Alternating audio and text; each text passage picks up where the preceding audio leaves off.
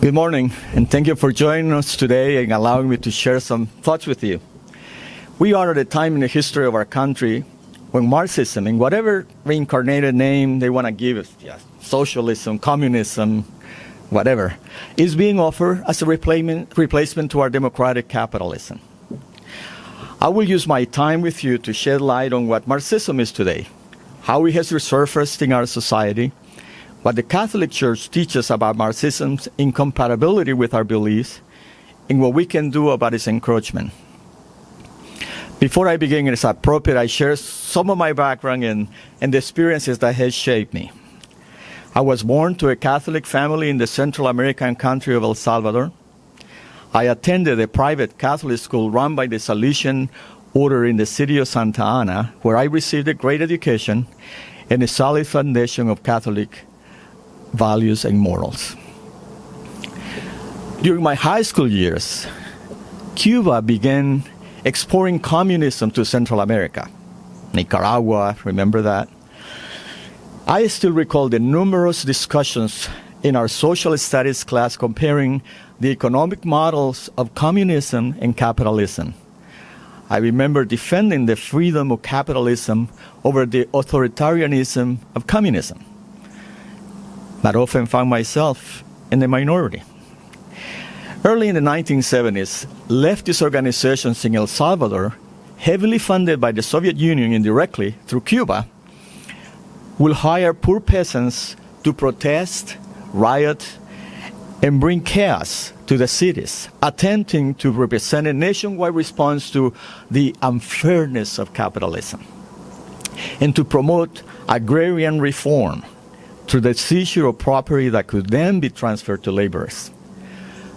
This template, by the way, is similar to what Antifa is using today. In 1973, my entire family left El Salvador to escape the coming war and to seek the opportunities the United States promised. El Salvador went on to wage a 12-year war between its government and the leftist guerrillas. The war left the country impoverished as foreign investment dwindled, talent and capital fled the country, and the young people on either side of the war grew up knowing only violence. We have all seen the current protests, some peaceful, but many violent with rioting and looting. The current protests are heavily supported by Antifa and by Black Lives Matter, an organization whose founders are School of Marxism, funded by many leftist foundations and by several politicians openly embracing what they call democratic socialism, to bring equality into our society. So let's begin there. What is Marxism? In general, it refers to a theory developed by Karl Marx and Max Engels that encompasses the economic, social, and political philosophy on how a society should work. The theory seeks the elimination of private property to allow the government to gain control of the economic means of production of the country. It commands the taking of property from those who own it for the benefit of the working class. It pits the oppressed against the oppressor. Marx envisioned a perfect, classless, utopian society he called communism. He also envisioned that to get to that utopian state required an intermediate phase, which he called socialism. In this intermediate phase, the party, a group of unelected elites, rules. Marx refers to this socialism as an unpleasant but necessary phase until the population and the workers were perfected and ready for the next phase, the workers' paradise of communism. Historically, no nation has entered this temporary phase of socialism and reached the utopian end promised by Marx. Instead, socialism has proven to be a dictatorship with no representative government. The party decides everything for the people and carries out its decrees forcefully whenever necessary. So, Instead of the false utopian claim that communism will eventually feed all the people and eliminate hunger from the world, it has brought calamity and death. Yet, it is this seemingly moral bait that draws our young with its idealistic promise. Socialism has proven to be among the most closed, menacing, inhospitable, uncharitable, and impoverishing government systems in existence. Millions die under Stalin in the Soviet Union, and millions die under Chairman Mao in China, to cite only two examples. As Alexis de Tocqueville observed, man has a depraved taste for equality, which impels the weak to want to bring the strong down to their level, and which reduces men to preferring equality in servitude to inequality in freedom. That, in a nutshell, is Marxism. Now, have you wondered why, despite the failures of Marxism, we're battling again today? Is this a spontaneous event, or is there being an infiltration of thought into our culture that has evolved into this new thinking? Has our culture changed to the point that our people are now embracing a philosophy that has failed so badly before? There is a precedent to this cultural change. In 1923, a group of German intellectuals founded what later became known as the Frankfurt School to devise concept, processes, and action plans to express socialism through the world. Their philosophy became known as critical theory, which later evolved into cultural Marxism. Eventually, this Frankfurt School, where these founders wanted to get away from Hitler, made its way to New York City, where it became affiliated with Columbia University, and then it spread to Princeton, Brandeis University, and UC Berkeley. Antonio Gramsci, one of their pals, where they had met in Vienna, Austria, Vienna, he's considered the grandfather of cultural Marxism. He took Marx's theory on economics and applied it to culture. He developed the notion of a quiet revolution that could take over the culture of a society and convert it to Marxism by applying psychology to break the traditions, beliefs, morals, and will of the people. He acknowledged that the civilized world had been thoroughly saturated with Christianity for 2,000 years, and surmised that a culture based on this religion could only be captured from within. While in prison in Italy in 1926, Gramsci worked on his prison notebook, outlining the various factors of Western civilization that were preventing the communist revolution. These factors were Christianity, authority, sexual restraint, personal responsibility, heredity, law, truth, family, patriotism and national unity, community, conservatism, language, and tradition. He believed that the media and academia had to issue a countercultural message to help undermine these planks of Western culture. He predicted that by destroying society from within over a long period of time, the revolution will be accomplished quietly, without the possibility of resistance. After World War II, many members of the Frankfurt School that had moved to New York went back to Germany after Hitler was defeated, except Herbert Marcuse, who stayed in the United States, unfortunately. In the 1950s, Marcuse, under Gramsci cultural Marxism influence, stated that the Marxist revolution will not be brought about by working class, but by coalition of blacks, feminist women, homosexuals, and students applying the oppressed label to groups rather than class. So working together, these groups have created a united front working from the destructive transformation of the old Judeo-Christian culture of the West. Marcuse preached the view that most left-wing ideologies should be embraced because they are tolerant. This has changed the meaning of tolerance. And that Christianity should be opposed because it's not tolerant. This cultural Marxism spread slowly through the academic elites and eventually began promoting their social revolution among college and university students in the 1960s. Cultural Marxism got an unexpected gift to be used as legal lever to advance these cultural ideas through the courts. That was the Civil Rights Act in 1964. Christopher Caldwell, in his book, The Age of Entitlement, America Since the 60s, theorizes that in the push to give blacks their civil rights, which they deserve, there were two options. Number one, to enforce existing laws of equality already in place in the Constitution. Or number two, to create new laws that will emphasize these rights for them. By choosing the latter option, our government in essence created a new constitution with exclusionary rights. The supporters of the Civil Rights Act expected these laws to be temporary, laws that will allow the country to transition to racial conviviality.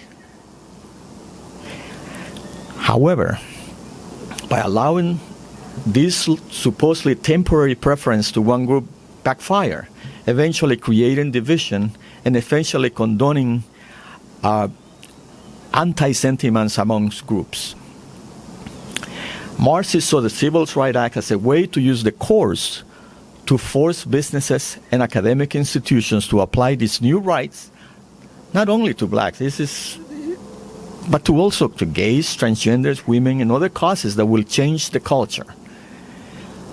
They turn a good thing into a tool for them.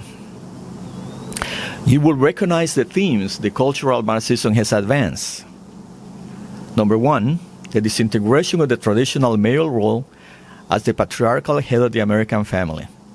Male becomes synonymous with authoritarian personality, toxic masculinity, and the patriarchy. Two, the breakdown of the nuclear family. Cultural Marxism preached that even a partial breakdown of parental authority in the family might tend to increase the readiness of a coming generation to accept social change. Three, the use of sexuality to further break the family, abortion, same-sex marriage, and transgenderism. The silencing of opposing arguments by shaming them for being against victim rights was also used. Five, the destruction of religion and religious values to vanquish the old morality by using hater labels to erode religious rights. And six, the use of racism to pit minorities against whites to divide the country. Embedded in all of this is the purposeful effort to reject traditional Christian values and aggressively replace them with more supposedly progressive ideals, as you will find in the Black Lives Matter, what we believe website section. A true Marxist does not believe that individuals have essential selves, apart from the historical influence under which they develop. In other words, as an atheistic philosophy, Marxism does not believe in individuals having a soul. People are merely the products of the world they live in, the social norms, historical forces, religious ideas, etc. Their Marxist influence informs the founders of Black Lives Matter, for example, that all white people are racist. But why is that? They're racist, even if they don't know it, because they are the product of their society, and their society is racist. That's why they call that systemic racism. So to create change, since they cannot change people's heart, Marxists must dismantle society and recreate it from the ground up, as Lenin tried to do in Russia, Mao in China, and Fidel Castro in Cuba. Cultural Marxists are beginning to realize that their quiet revolution has accomplished a lot. For these social revolutionaries, the time has come to think in terms of the destruction of the existing social order in order to create a new social order. But even if they change the social order, the utopia will not arrive. It will bring only misery. Just think about it. This presumptive new order of democratic socialism was touted just 10 years ago as the 21st century socialism when Hugo Chavez championed it in Venezuela. And look how the richest country in South America is now a destroyed society.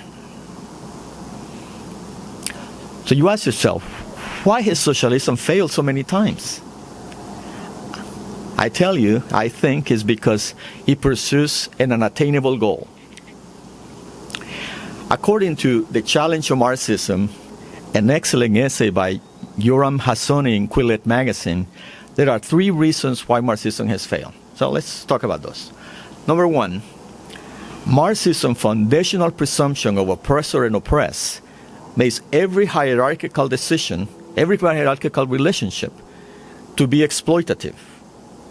In reality, and in most cases, hierarchical relations are not damaging.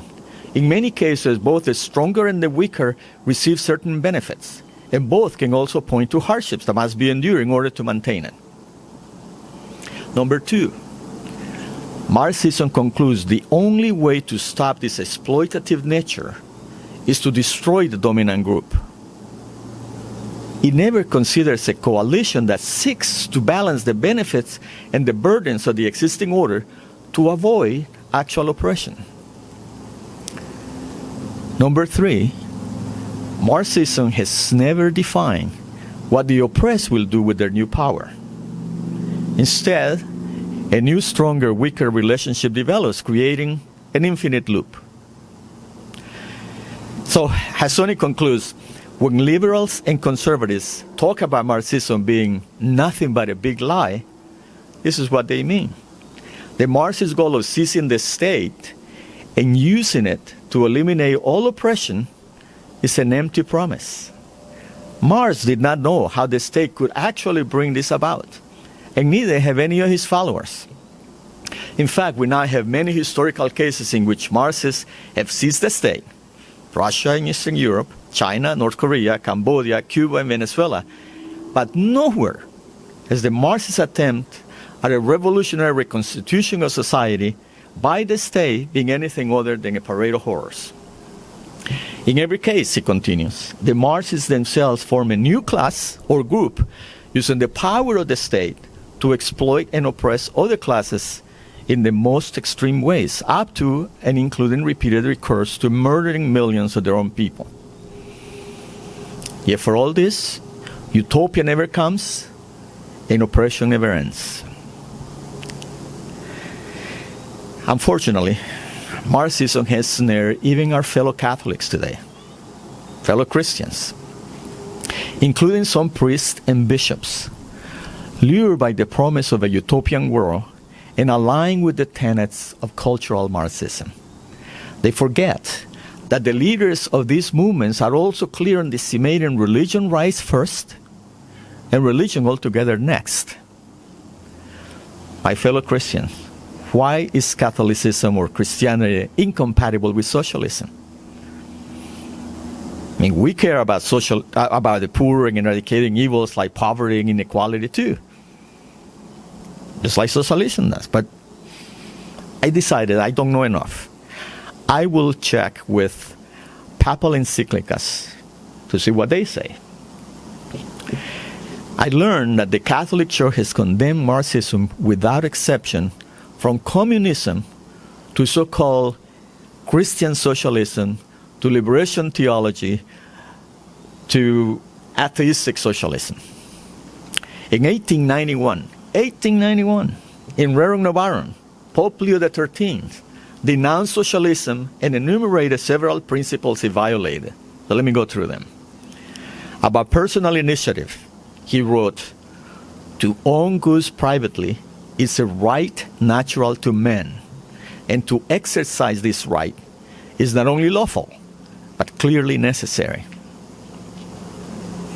About personal initiative, he wrote, "The essential reason of those who work is to procure property for themselves and to retain it by individual right as theirs and as their very own." About natural inequality, he wrote, "Neither the talents, nor the skill, nor the health, nor the capacities of all are the same. And unequal follows that upon necessary inequality in respect to these endowments. He further adds, while justice does not oppose or are striving for better things, it does forbid anyone to take from another what is his, and in the name of a certain absurd equality, to seize forcibly the property of others. Nor does the interest of the common good permit this. About envy and class warfare, he wrote, "The great mistake is the notion that class is naturally hostile to class, and that the wealthy and the working men are intended by nature to live in mutual conflict. So irrational and so false is this view that the direct contrary is the truth. Each needs the other. Capital cannot do without labor, nor labor without capital. Mutual agreement results in the beauty of good order."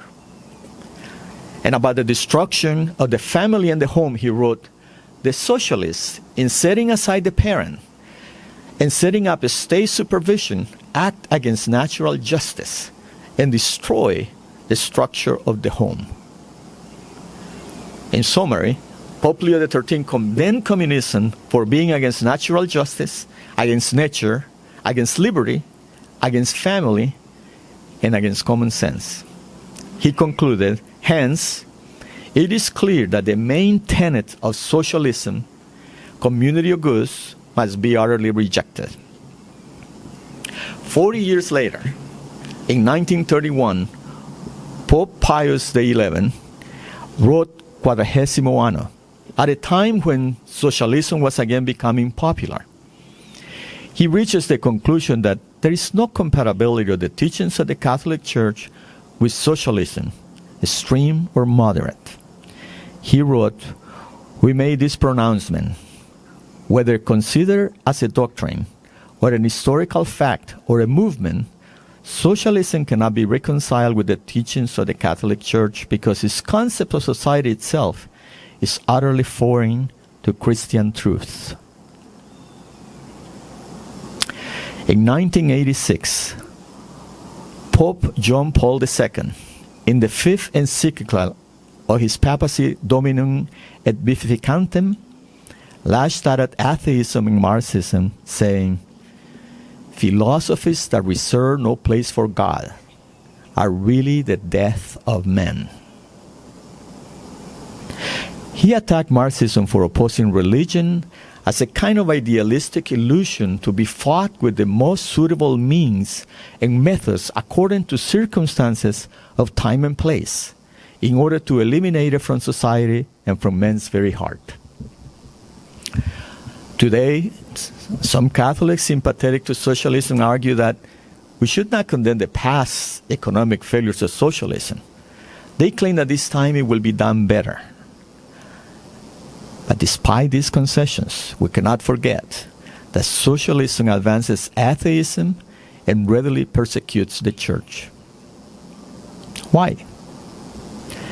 Because both socialism and communism establish the state as the supreme authority. That inevitably results in the persecution of religion. If not by outright forcing atheism upon their citizens, by prohibiting the people to assemble and pray or worship God, or by threatening fines, imprisonment, or even death for doing so. In some cases, persecution is not blatant.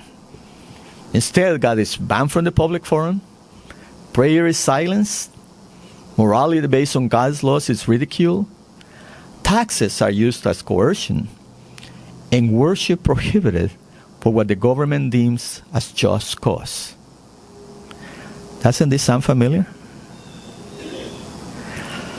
Some Catholics will tell you that the apostles practiced socialism based on the fact that the early Christians had all things in common.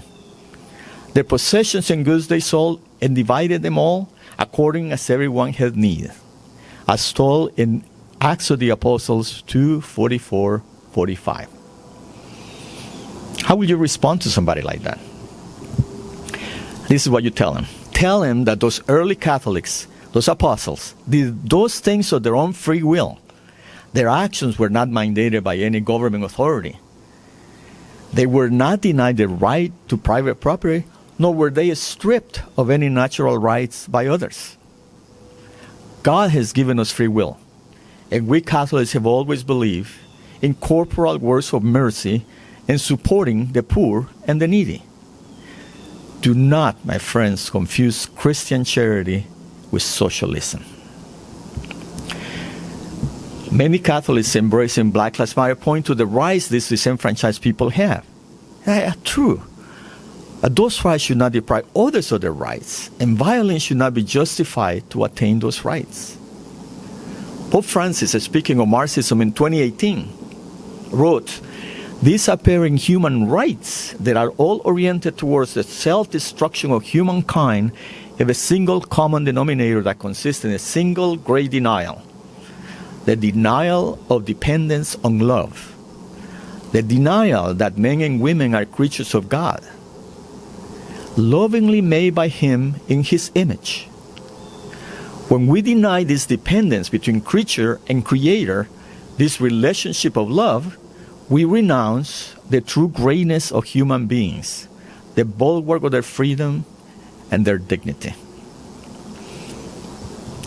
So, what options do Christians have to this encroaching Marxism? There are two distinct responses that have been advocated and widely discussed. One, proposed by David French, basically says the institutions of a technocratic market society are neutral zones that should, in theory, accommodate both traditional Christianity and the libertine ways and paganized ideology of the other side. A polite response, and it pleads that we should all just get along. The other response is a rebuttal by Sorhab Amari. The only way is to fight the culture war with the aim of defeating the enemy and enjoying the spoils in the form of a public square reordered to the common good and ultimately the highest good. This response mirrors Pope John Paul II, who said, Marxism must be fought to be eliminated from society, from men's very heart. This approach recognizes that Marxists want to discredit traditional morality and our Christian values as antiquated, repressive, and incompatible with a truly open society. As much as David French wishes it, they will not respect the sincerity or religious freedom of those they see as irrational haters and theocrats. The enemies in this culture were activists wishing to destroy the common morality put forth by Christianity. This approach also understands the Marxist tactics. There's a quote from Lenin that I found that he used to describe the strategy to his revolutionaries. You probe with bayonets. If you find mush, you push. If you find steel, you withdraw. This has been the tactic of every revolutionary movement in modern history.